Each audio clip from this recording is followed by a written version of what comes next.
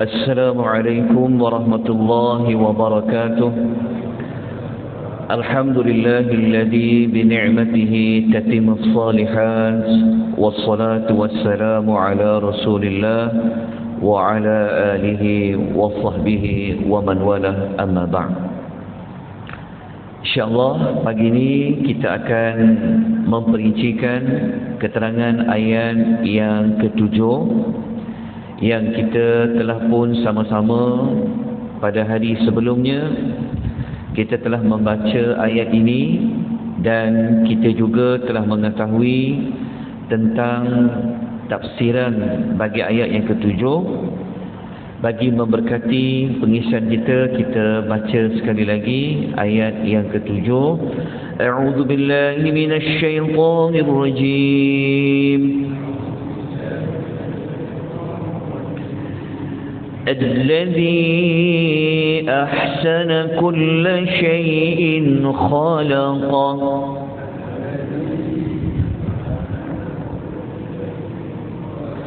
وبدأ خلق الإنسان من طين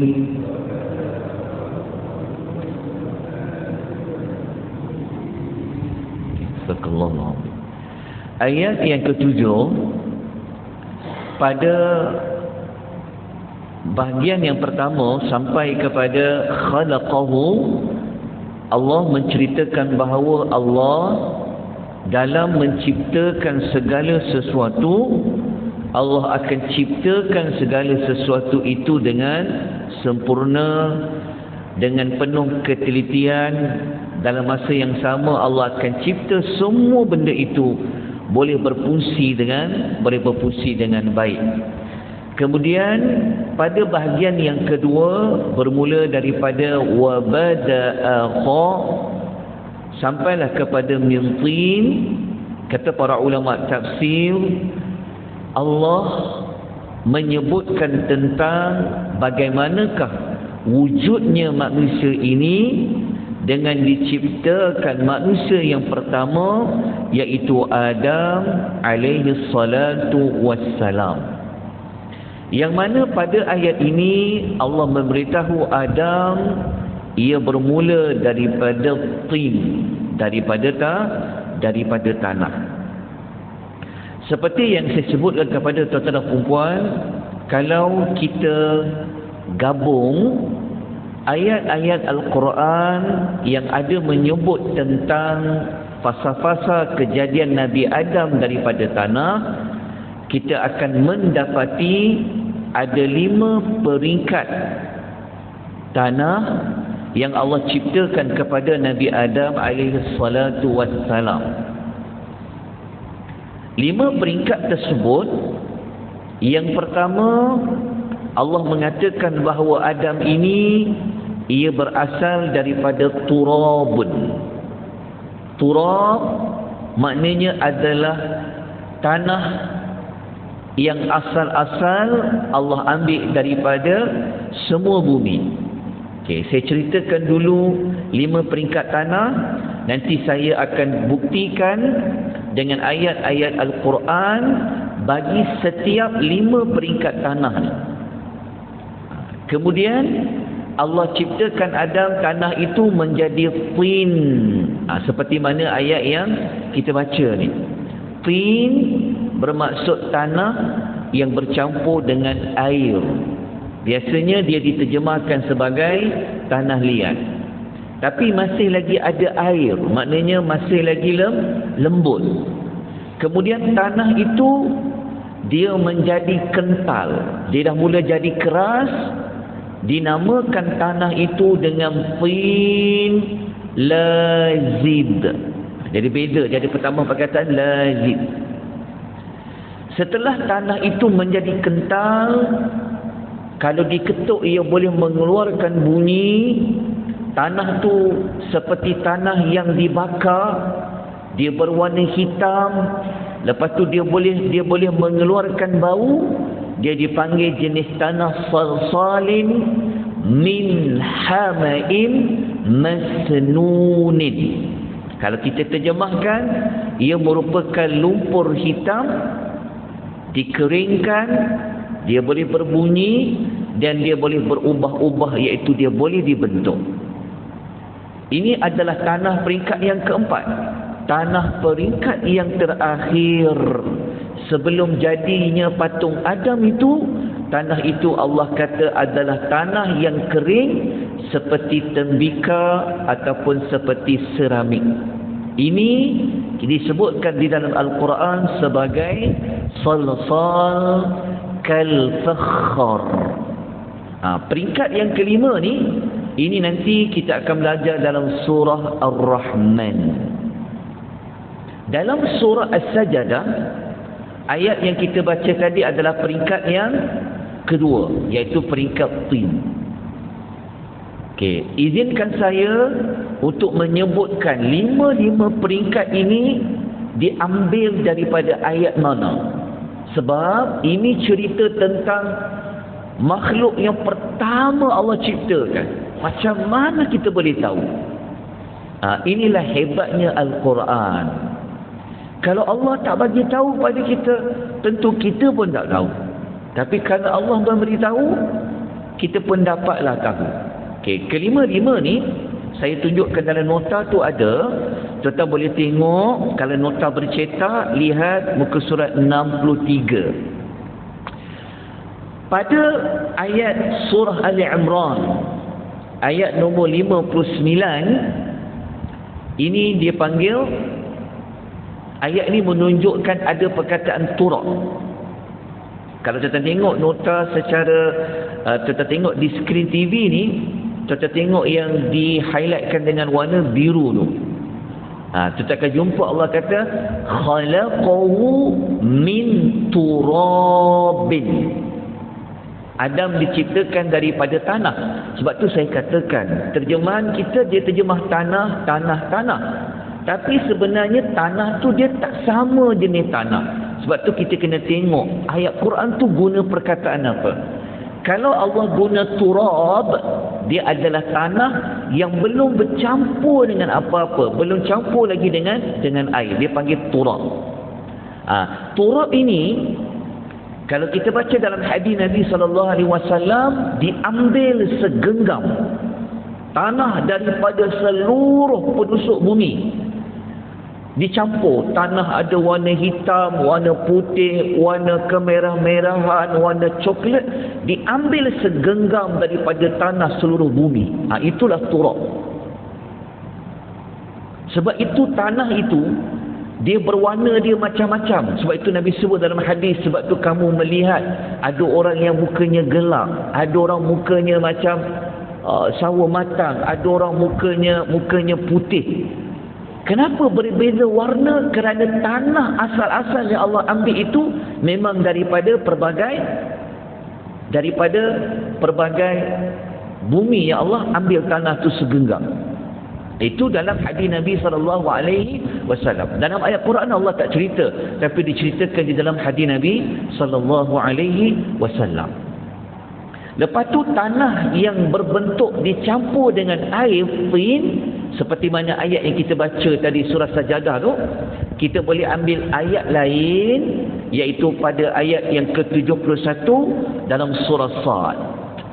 Kita akan jumpa Allah mengatakan, inni khaliqum basharam min tinin. Sama macam ayat dalam surah tu Sajadah. Selepas tanah itu bercampur dengan air, maka peringkat yang ketiga, tadi kita kata perkataan apa? Tinun lazib. Allah ada sebut dalam surah As-Saffat ayat nombor 11. Kan ada petambah kalimah apa? Selepas tin, kalimah lazib. Allah kata, inna khalaqnahum min tinin lazib. Masih lagi tanah campur air, tapi tanah tu dia dah mula jadi keras, dia sudah menjadi kental. Dia panggil tinun lazib. Okey, jelas tuan-tuan puan? Okey, Peringkat yang keempat, tanah yang salsal min hama'in masnun, kita boleh rujuk dalam suratul Hijr ayat nombor 28. Allah menyebutkan, inni khaliqum basharam min salsalin min hama'in masnun. Jadi kalau kita nak faham ayat ni, kita kena tengok perkataan salsal, hama'in, masnunin. 3 kalimah ni kena faham. Salsal, hama'in, masnun. Okey, salsal yang ini tak ada dalam nota. Yang ni saya baru letakkan. Salsal ni dia sesuatu yang berbunyi. Tanah tu kalau kita ketuk dia keluar bunyi. Itulah salsal. Maknanya selepas peringkat 3 tanah yang jadi keras tadi tu, peringkat nombor 4, tanah tu dia berubah, kalau dia ketuk dia keluar bunyi. Itulah salsal. Hama'in tu apa? Hama'in adalah lumpur hitam yang sudah mengeluarkan bau. Masnunin maksudnya adalah yang berubah-ubah. Tanah tu kita boleh adjust tanah tu. Kita boleh bentukkan tanah tu. Tapi tanah tu dia dah mula keluar bau, tapi kalau diketuk ia boleh keluarkan bunyi. Itulah peringkat yang keempat. Dan peringkat terakhir sekali, Allah menciptakan Adam daripada tanah itu, kita sebut apa tadi? Salsal kal fakhar. Ini kita akan jumpa nanti dalam surah Ar-Rahman ayat nombor 14. Berdasarkan kajian para ulama tafsir, mereka mengatakan ada 5 peringkat, ada 5 jenis tanah bagaimana Allah menciptakan Nabi Adam alaihi salatu wassalam. Okay. Kalau nak tahu lebih lengkap, adalah pada ayat-ayat yang lain. Tapi sebab waktu kita agak terbatas, maka saya tak sempat nak kongsi dia. Tapi kalau kita nak tahu, jadi Adam tu boleh hidup, contoh kena tengok fasa ni. Tapi saya tak masukkan nota ni dalam maklumat dalam nota ni. Saya pun tak pasti kenapa saya tak masukkan. Tapi secara umumnya begini. Kalau cerita Adam ni, dia jadi ni, ada, kalau kita pecahkan fasa besar dia, ada 3 fasa. Fasa pertama, dia panggil fasa at-takhliqu. Fasa penciptaan Adam dari tanah. Ini fasa nombor 1. Fasa 1 ni terbahagi kepada 5 jenis tanah tadi. Yang kita duk cerita mintin ni adalah fasa yang pertama. Lepas tanah tu, yang kelima tu, baru Allah rupa bentukkan Adam tu. Buat apa mula-mula? Apa agak-agak mula-mula Allah cipta dari, kan dia tanah, 5 jenis tanah. Mula-mula sekali Allah cipta apa agak-agak? Maksudnya nak buat patung Adam ni, apa yang Allah buat mula-mula agak-agak? Kita belajar itu dekat surah Yasin. Tulang yang kecil tu, ingat tak? Tulang yang setiap kita di belakang ada satu tulang, kita panggil tulang sumsum tu, tulang yang kecil tu, koksik tu. Kata para ulama tafsir, berdasarkan hadis Nabi, itulah benda pertama yang Allah cipta selepas Allah bentukkan tanah Adam tu. Allah cipta rupa bentuk dia, tangan dia, kaki dia tu. Itu di antara yang awal-awal Allah ciptakan tulang tu. Okey, itu kita kena bawa cerita lain lah. InsyaAllah nanti saya boleh kongsikan tuan-tuan kisah Nabi Adam lengkap di dalam Al-Quranul Karim. Yang kita belajar surah Sajadah ni adalah yang mula-mula daripada penciptaan tanah. Okey, selesai. Okey, maknanya peringkat nak bentukkan muka. Tuan-tuan tahu tak panjang Adam ni berapa? Waktu Allah cipta Adam, patung dia tu, panjang dia berapa? Situna zira'an, 60 hasta. Maksudnya Adam ni, kalau kita baca dalam hadis Nabi, Allah ciptakan dia 60 hasta. Panjang dia tu. Maksudnya tanah tu sampai akan jadi 60 hasta. Lepas tu Allah bentuklah rupa dia, jantung dia semua tu. Itu dipanggil peringkat yang kedua. Dia panggil at-taswiru wa taswih. Kemudian dah siap patung Adam tu lengkap, tapi tak bagi roh lagi. Allah tinggalkan patung Adam itu beberapa waktu di dalam syurga. Ketika patung Adam tu siap, tapi belum bagi roh lagi, masa itulah Iblis dia tengok patung Adam.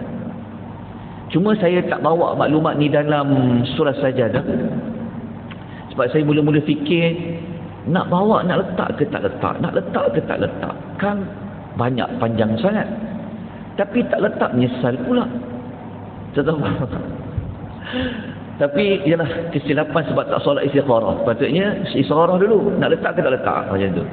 Okey. Kalau tuan-tuan baca hadis ni, Nabi cerita dalam riwayat Muslim, hadis ni sahih. Tengok Nabi kata apa? Ketika mana Allah membentukkan tubuh Adam dalam syurga. Ini peringkat yang kedua tadi. Allah tinggalkan Adam itu mengikut kehendaknya. Berapa lama? Wallahu a'lam. Selepas itu Iblis dia buat apa? Yutifu bihi. Iblis ni dia pusing-pusing kelilingi patung Adam tadi sambil dia study. Faham tak maksud dia? Maksudnya Adam ni belum hidup lagi. Patung dia dah lengkap, Allah tinggalkan. Dan Iblis dia tengok patung Adam ni, dia pusing-pusing, dia study lah. Dia tengok. Ketika dia study patung Adam tu, maka hadis mengatakan falamma ra'ahu ajwafa arafa annahu khuliqa khalqan la yatamalla. Ketika Iblis dia pusing patung Adam tu, dia dapati patung ni ada dia punya weakness dia, ada dia punya kelemahan dia ada rongga-rongga. Ingat tak tadi saya kata tanah yang kelima tu apa? Kalau diketuk ia keluar bunyi. Kalau cawan ni, kalau kita ketuk dia, kalau bunyi kan, itulah jenis tanah yang kelima. Jadi patung Adam ni dia ada rongga. So Iblis dah dapat dah. Ni ke patung Adam? Jelas. Nanti kalau tuan-tuan belajar cuma dalam sajadah tak jumpalah pasal Iblis tu sujud. Tapi ingat tak waktu kita belajar suratul Kahfi dulu, ayat yang ke-50, ketika mana Allah minta kepada Iblis supaya sujud, dia tak nak sujud. Cuma dalam ayat tu Allah tak cerita sebab apa dia tak nak sujud. Tapi kalau tuan-tuan baca dalam suratul Al-A'raf, tuan-tuan baca dalam surah Sad, tuan-tuan baca dalam suratul Hijr, dia bagi jawapan ketika Tuhan tanya kepada dia, kenapa engkau Iblis, kau tak nak sujud kepada Adam sedangkan aku yang perintah dia? Dalam ayat lain Tuhan kata, aku sendiri ciptakan, kenapa kau tak nak sujud? Iblis jawab apa? Sebab Iblis dia nampak patung Adam dari tanah ni. Dia kata, kenapa nak sujud kepada makhluk yang kau ciptakan daripada tanah sedangkan aku daripada api? Kenapa dia cakap macam tu? Kerana dia tahu, dia nampak macam mana kejadian Adam daripada tanah yang kotor. Kita kena cari jawapan tu dalam surah yang saya sebutkan tadi. Okay, jalan dalam urut. Okey, selepas itu barulah masuk kepada fasa ditiupnya roh Adam alaihi salam. Tuan-tuan pernah dengar tak? Ini cerita ni macam panjang satu ayat ni, kita boleh cerita sampai panjang lah. Sebab Allah yang cerita, kan tidak, kita tak tahu. Tuan-tuan tahu tak? Roh Adam ni Allah beri kepada dia dicipta hari apa? Hari apa? Hari Jumaat tu betul? Kalau kita baca dalam hadis, ba'dal 'asri selepas asar, antara selepas asar nak pergi ke maghrib. Itulah diciptakan roh Nabi Adam. Nanti saya boleh tunjukkan hadis dia. Sebab tu kita ni manusia sayang sangat. Sebab kita tak belajar kisah Adam tu terlebih dahulu. Siapa yang belajar kisah Adam, dia tahulah kenapa anak dia ni perangai macam ni, perangai macam ni. Ada orang pendiam, ada orang banyak cakap. Kalau cakap tak nak berhenti bercakap. Betul. Ada orang emosi dia macam ni. Itulah Adam. Okey. Kemudian setelah roh Adam tu ditiup, ni saya cerita ringkas lah, saya nak tarik. Saya nak bagi motivasi kepada tuan-tuan puan supaya belajarlah kisah Adam ni. Semua ada dalam Quran dan hadis. Tuan-tuan tahu Adam ni macam mana dia hidup? Setelah Allah tiup roh dia, Allah bagi roh kepada dia, dia bersin. Dia bersin, dia terus cakap Alhamdulillah. Itulah dia hidup. Nampak? Itu dalam hadis yang sahih. Lepas dia bersin, dia hidup, dia buat apa? Baca dalam hadis, dia buat apa? Allah minta kepada dia supaya dia beri salam kepada para malaikat. Ada satu kumpulan malaikat. Allah kata, Adam, engkau pergi dekat malaikat tu, kau pergi dekat malaikat tu, engkau bagi salam dekat diorang, dan kau tengok apa mereka, macam mana mereka jawab salam. Dan Adam pun bagi salam, Assalamualaikum. Assalamualaikum. Malaikat menjawab. Saya kena berhenti kat situ je lah. Kalau saya ceritakan panjang ni. Tak apa, nanti saya bagi nota khas. Macam mana Iblis dia boleh perangkap Adam. Jawapan dia, antaranya dia tahu dah, dia dah study tentang kelemahan Adam. Okey, cukuplah setakat tu. Nanti melerik pula. Cerita ni masih seronok. Tapi kita fokus pada ayat ni. Okey, tak apa, nanti saya kongsikan pada tuan-tuan rahimani wa rahimakumullah. Baik. Ayat yang kita baca tadi kan, kita dapati juga pada ayat mula-mula kita baca tadi, ingat tak, dalam tu kan Allah kata dia ciptakan semua ciptaannya dengan terbaik, betul? Lepas tu ingat tak kita sebut hari semalam, dalam banyak-banyak yang Allah kata dia cipta sesuatu, Allah sebut selepas itu tentang kejadian manusia. Kenapa? Ini menunjukkan bahawa manusia itu adalah manusia yang sempurna. Dia makhluk Allah yang terbaik. Sebab itu kalau kita tengok, kenapa Nabi SAW pasangkan, kalau baca surah Sajadah, Nabi pasangkan dengan surah Al-Insan. Sedangkan dalam Quran, surah ni bukan duduk sebelah-sebelah. Dia duduk jauh. Surah Insan surah yang ke-76 tak silap saya. Tapi surah Sajadah surah yang ke-32. Jauh tu. Tapi Nabi pasangkan dua surah itu untuk dibaca pada hari Jumaat. Dan nampak dah sebab dia sedikit. Nampak tak dia punya hikmah dia. Kita ni Alhamdulillah jenis manusia yang taat. Baca Sajadah, baca Insan, baca. Sebab apa? Bacalah. Baca tu, tak apa, Alhamdulillah. Hari ni kita dapat sedikit sebanyak maklumat. Baik, apa pengajaran yang kita boleh belajar? Oh, dah lebih dah 24 minit dah. Tak sempat masuk pengajaran. Saya minta maaf tuan-tuan, tapi kita kena habiskan sikit boleh ya, pengajaran je. Okey, apa kita dapat belajar pada pagi ni? Alhamdulillah, pagi ni kita dapat belajar Allah itu merupakan Tuhan yang sebaik-baik pencipta. Nombor 2, kita dapat belajar permulaan manusia berasal daripada tanah yang bercampur dengan air dipanggil at-tin. Kalau kita rujuk dalam surah Al-Mu'minun, kalau kita nak tahu kejadian manusia yang lengkap, kita kena tengok ayat nombor 12 sampai ayat nombor 14 suratul Mu'minun. Kita akan dapati ayat 7 ni Dia kaitan dengan yang nombor satu tu. Daripada tanah. Okey, apa tindakan kita selepas tadabbur ayat ni? Satu sahaja, sebab waktu kita agak ringkas, singkat.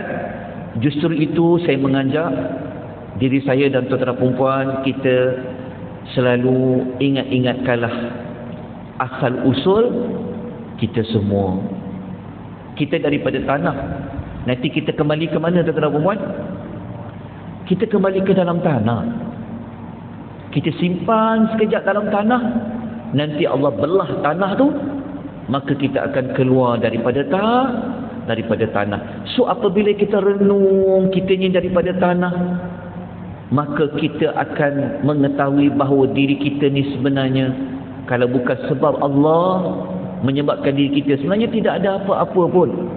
So boleh membentuk diri kita menjadi seorang yang rendah diri pada Allah, seorang yang khudu', seorang yang tunduk kepada Allah Azza wa Jalla. Dalam masa yang sama kita bersyukur kepada Allah kerana Allah memilih kita untuk dihidupkan ke muka bumi ini. InsyaAllah besok kita akan masuk pada ayat yang ke-8. Allah Ta'ala nak bawa kita semua kepada bagaimana pula anak-anak Adam itu Allah ciptakan. Itu pada ayat yang ke-8. Jadi kita sudahi pengisian ringkas kita pada pagi ini dengan kita memohon keampunan kepada Allah. Kita baca tasbih kafarah dan kita saling berpesan-pesan tentang kepentingan waktu dan pesan-pesan kita kepada kebenaran dan juga kesabaran. Subhanakallahumma wa bihamdika asyhadu an la ilaha illa anta astaghfiruka wa atubu ilaik. Wal 'afr innal insana lafi khusr ila alladhina amanu wa 'amilus shalihat wa tawasaw bil haqq wa tawasaw bis sabr. Wa bila taufiq wal hidayah. Wassalamu alaikum warahmatullahi wabarakatuh.